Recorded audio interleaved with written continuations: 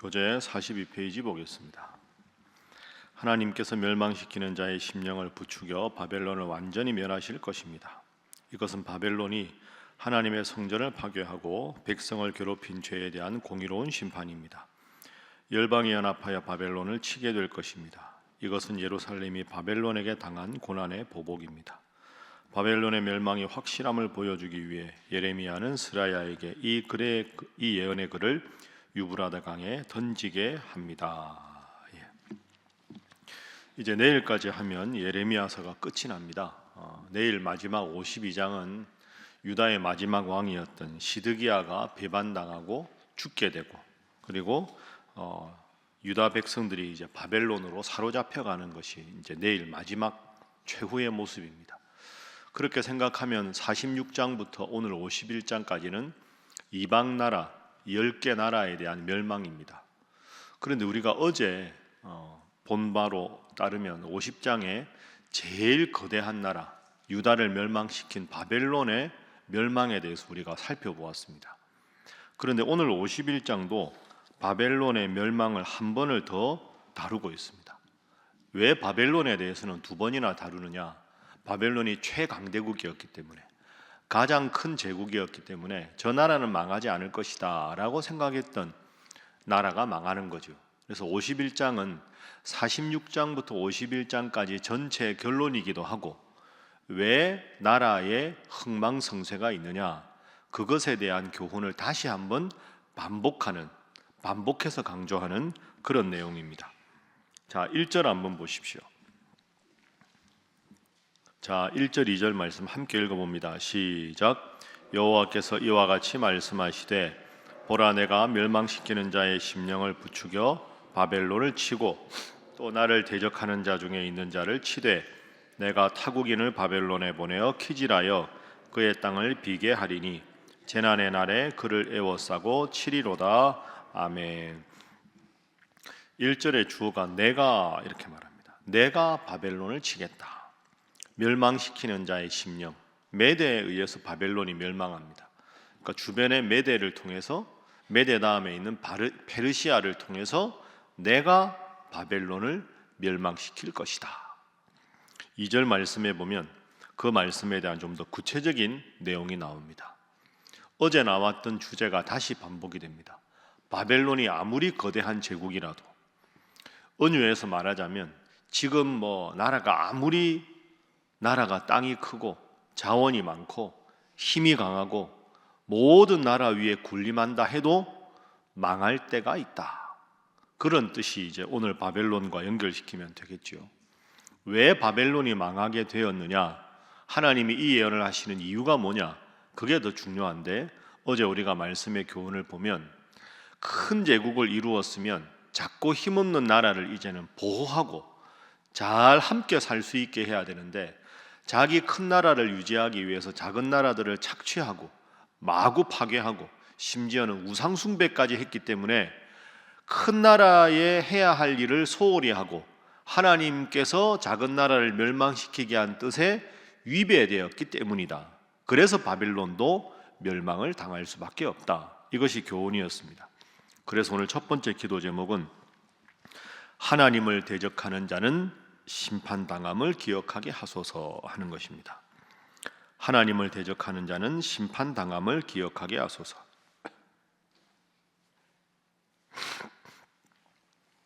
아무리 큰 나라라도, 바벨론이라도 페르시아라도 로마라도, 여러분 전 세계를 호령했던 대제국들이 있었는데 지금 다 사라지지 않았습니까?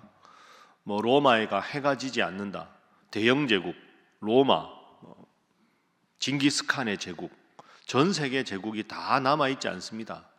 지금 대단하다고 해서 그 위세가 영원한 건 아닙니다. 큰 나라를 만들어 주셨으면 하나님이 왜 우리나라를 이렇게 부강하게 만들어 주셨을까? 그걸 생각해야 되는데, 역사의 주관자가 하나님이시라는 걸 잊어버리고 내 힘과 내 권력만 의지하고 거기에 취했을 때 하나님은 어김없이 바벨론이라는 제국도 멸망을 시켰습니다.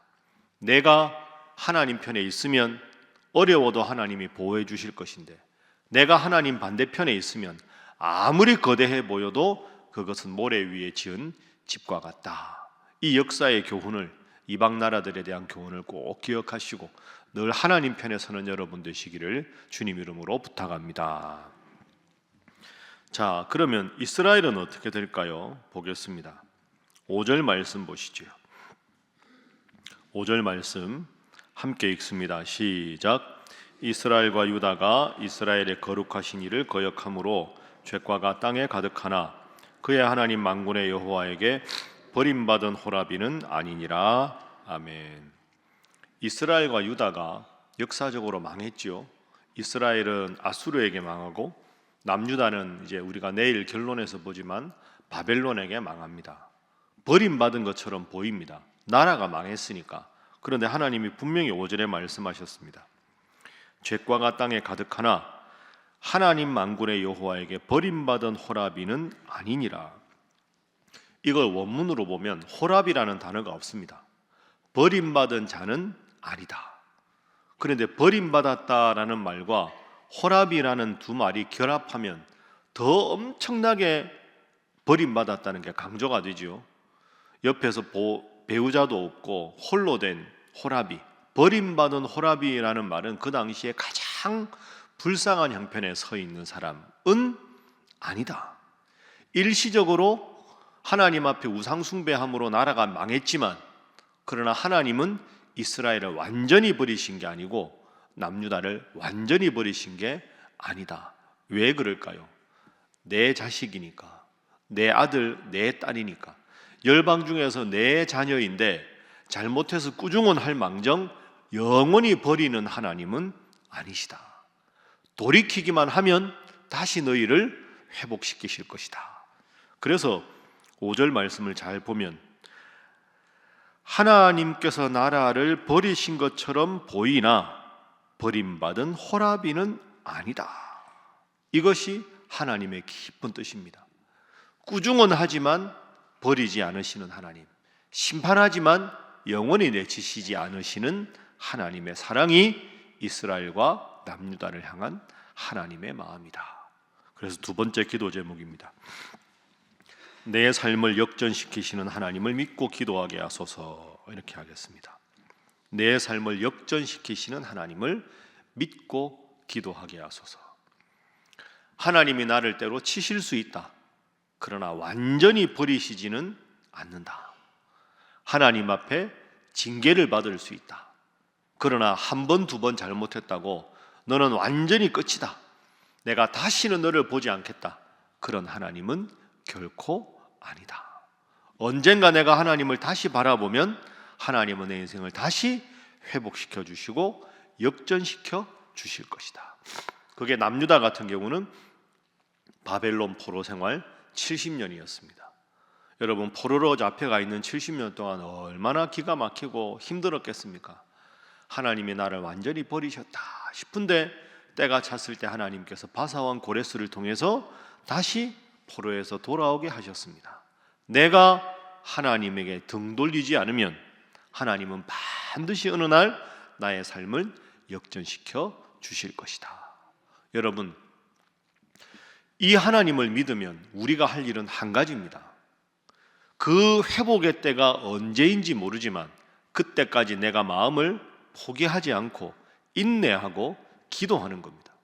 하나님이 반드시 나를 회복시키실 텐데 그 때를 기다리지 못하고 내가 먼저 하나님을 완전히 버려버리면 그런 좋은 기회가 오지 않는 것이죠. 그래서 세 번째 기도 제목입니다.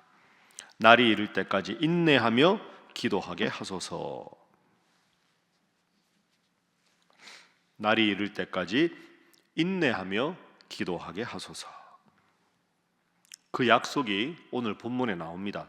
여러분 47절, 48절 보십시오.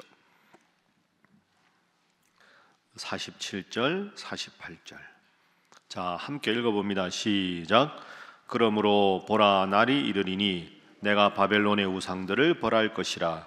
그 온 땅이 치욕을 당하겠고 그 죽임당할 자가 모두 그 가운데 엎드러질 것이며 하늘과 땅과 그 안에 있는 모든 것이 바벨론으로 말미암아 기뻐 노래하리니 이는 파멸시키는 자가 북쪽에서 그에게 오미라.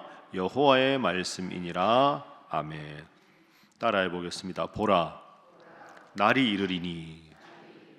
하나님께서 회복시킬 날이 반드시 이른다. 그 날이 올 때까지는 인내하며 기도해야 하는데, 내가 좀 기도하다가 내가 정한 기간에 응답 안 해주신다고 내가 등을 돌리면 하나님의 그 때는 우리가 보지 못한다. 그러니까 여러분의 기도를 하나님께서 응답해 주실 때까지 끝까지 인내하며 기도하시기를 주님 이름으로 부탁합니다. 우리가 잘 아는 시편 30편 4절 5절 말씀, 시편 30편 4절 5절 여러분 잘 아시는 말씀인데요, 제가 읽어보겠습니다. 주의 성도들아 여호와를 찬송하며 그 거룩한 이름에 감사할지어다. 그 다음입니다. 그 노염은 잠깐이요 그 은총은 평생이로다. 따라합니다. 그 노염은 잠깐이요 그 은총은 얼마입니까? 평생이로다. 이게 하나님 마음입니다. 때로 우리를 노엽게 하셔서 진노하실 때가 있고 우리를 채찍질하실 때가 있지만 그의 노염은 잠깐이요 그의 인자하심은 평생이고 영원이다. 그 다음 구절, 저녁에는 울음이 기숙할지라도 아침에는 기쁨이 오리로다. 여러분의 인생이 지금 저녁에는 울음이 기숙하는 상황이라도, 그러나 먼동이 트고 칠흑 같은 어둠이 지나면 아침에는 기쁨이 오리로다. 그 노염은 잠깐이요 그 은총은 평생이로다. 저녁에는 울음이 기숙할지라도 아침에는 기쁨이 오리로다. 여러분의 인생의 아픔을 경험하고 여러분의 그 아침에 감사와 기쁨을 회복할 때까지 인내하고 열심히 기도해서 인생의 가장 좋은 날을 보는 우리 신일의 모든 성도들 되시기를 주님 이름으로 축복합니다. 기도하겠습니다. 하나님, 10개 나라들의 교훈을 다시 한번 묵상합니다. 하나님을 대적하는 나라가 아무리 잘 된다 해도 결국 패망할 수밖에 없고, 내가 하나님의 아들이요 딸이니 하나님은 나를 때로 진노하시나 그의 노염이 잠깐이요 그의 은총이 평생임을 기억합니다. 내 인생이 지금 칠흑 같은 어둠의 밤이라 할지라도 아침에는 기쁨의 감동의 눈물을 주실 하나님, 그 하나님 믿고 포기하지 않고 마음을 열고 간절히 하나님 앞에 인내하며 기도하여 인생의 가장 좋은 날을 보게 하여 주시옵소서. 사랑하는 자녀를 위하여, 사랑하는 가정을 위하여 간절히 눈물로 기도하는 제목들 위해 기도할 때 하나님 반드시 들으시고 인생의 가장 좋은 날을 보게 하여 주옵소서. 하나님 앞에 기도하시고, 오늘 남산 걷기가 있습니다. 좋은 날 하나님 주셨는데 행복하게 즐겁게 오늘 하루 잘 보내게 하여 주옵소서. 기도하시고, 어쩌면 오늘 우리나라가 멸망 직전에 있는 남유다와 같은 이런 참 어려운 지경에 있습니다. 오늘 또 11시에 헌법재판소에 판결이 있는데 하나님, 이 이후에 국론이 분열되고 극한으로 치닫는 것이 아니라 이제는 극단으로 치닫은 갈등과 다툼이 화합하고 하나 되어 하나님 앞에 돌아서는 나라, 지금은 칠흑 같은 어둠이라 할지라도 기쁨과 화평을 주시는 하나님의 은혜를 기다리며 기도하여 이 나라가 더욱더 성숙한 나라가 되는 계기가 되게 하여 주시옵소서. 함께 기도합니다. 주여 믿습니다. 주여 믿습니다. 주여 믿습니다.